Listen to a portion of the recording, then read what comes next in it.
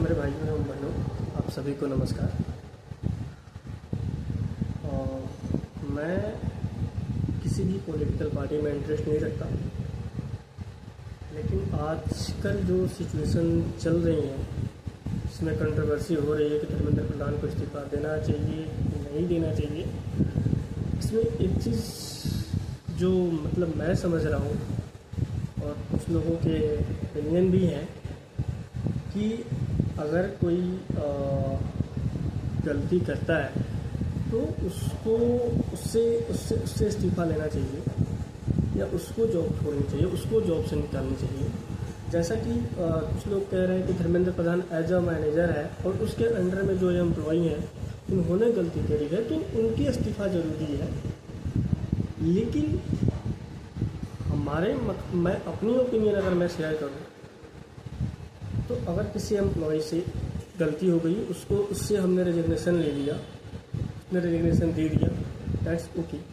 But एक ही manager के अंदर अगर बार बार सेम चीज़ रिपीटेड हो रही है, पिछले 5-10 सालों में बहुत सारे ऐसे पेपर हैं जो लीक हुए। मैं सेंट्रल गवर्नमेंट की बात कर रहा हूँ। सेंट्रल गवर्नमेंट के जो एग्ज़ाम होते हैं, चाहे मैं एसएससी का ले लूँ, चाहे मैं नीट का ले लूँ, अदर एग्ज़ाम भी हैं।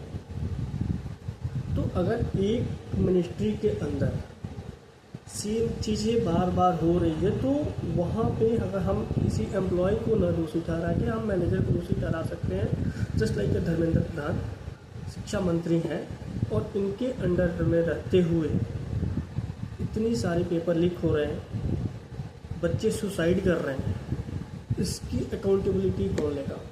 अगर हम प्राइवेट सेक्टर से रिलेटेड अगर बातें कर रहे हैं तो ये चीज़ें समझनी ज़रूरी है लोगों को।